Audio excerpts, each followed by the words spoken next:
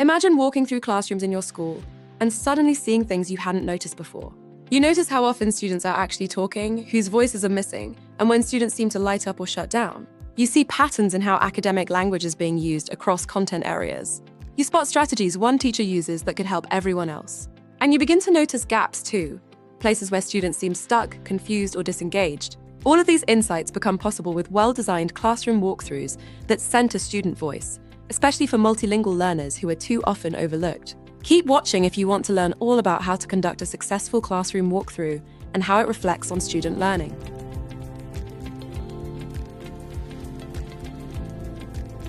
At their best, walkthroughs seek to understand what teaching and learning really look like across a school, so leaders and teacher teams can make smarter decisions together.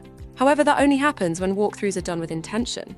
At its core, a classroom walkthrough is a short, focused visit into classrooms with a clear lens in mind. Principals and leaders aren't there to evaluate individual teachers, but to gather evidence in the form of patterns, trends, and snapshots of practice that help a school improve instruction as a system. They can support coaching cycles, help leaders see how a new strategy is being implemented, reveal how students are experiencing learning across different classrooms, and more. Without a clear purpose, walkthroughs quickly turn into unfocused observations that don't lead anywhere. They could transform into a process of just checking boxes and sending a message of judgment.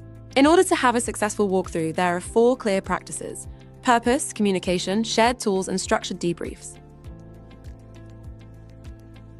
First and foremost, we have clarity of purpose. Before anyone steps into a classroom, the team needs to be crystal clear on why they're doing the walkthrough. If the why is fuzzy, the data will be too.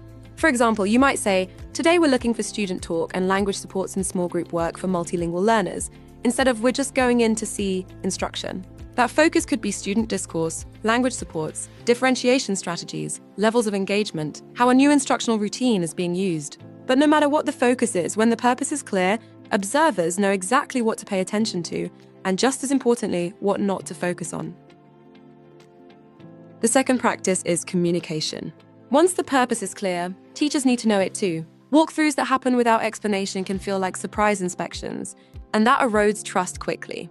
A simple staff email or huddle can sound like, this week's walkthroughs are about understanding how students are using academic language, especially our emergent bilingual students, so we can better support you. When leaders communicate openly about the intent of a walkthrough, everything shifts. Teachers understand that the goal isn't evaluation, but learning, and students understand why visitors are in the room. The walkthrough becomes a shared effort to understand practice instead of a moment of shared tension. With transparency, walkthroughs can go from something done to teachers into something done with them. The third essential practice is using a shared tool. Every observer brings their own lens, experience, and priorities. That diversity can be a strength, but without a shared focus, it can also lead to scattered impressions and drive away from usable data.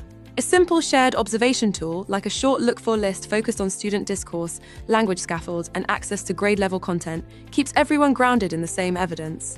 Whether you're tracking academic language, student talk, or instructional scaffolds, using the same tool ensures that everyone is noticing the same kinds of things. That's exactly how walkthroughs move from opinions to patterns.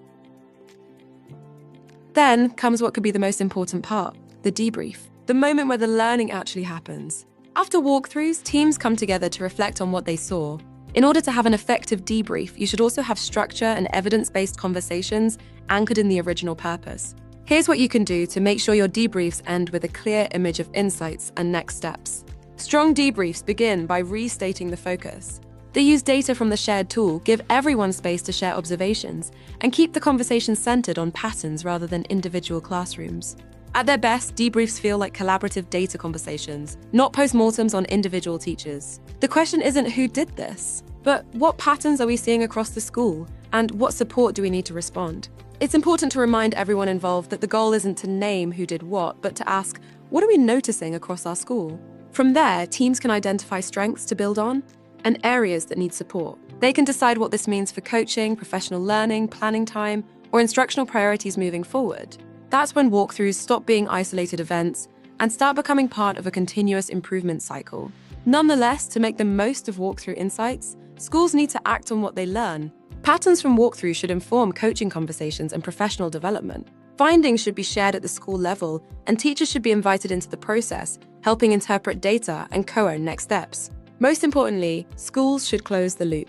After making instructional adjustments, run another round of walkthroughs. Look again. Ask whether practices are shifting. That cycle of observing, reflecting, acting, and revisiting is what leads to sustained improvement over time. For example, in one partner school, walkthroughs focused on student talk and language supports revealed that multilingual learners were doing most of their talking only in small pull-out groups. During debriefs, the team shifted planning time to intentionally build structured talk routines into every content class. Within a few months, leaders were hearing students use academic language more confidently across classrooms, and benchmark data began to reflect those gains. When classroom walkthroughs are done well, they become one of the most powerful tools a school has. They turn everyday classrooms into sources of insight, replace assumptions with evidence, and help schools grow together with purpose, trust, and clarity. If you want more practical strategies to implement successful classroom walkthroughs, you'll find links to our Learning Center and free resources below. And we'd love to hear from you. What strategies have worked best in your school? Share your experience in the comments, and join the Ensemble learning community by subscribing for more videos and insights like this one.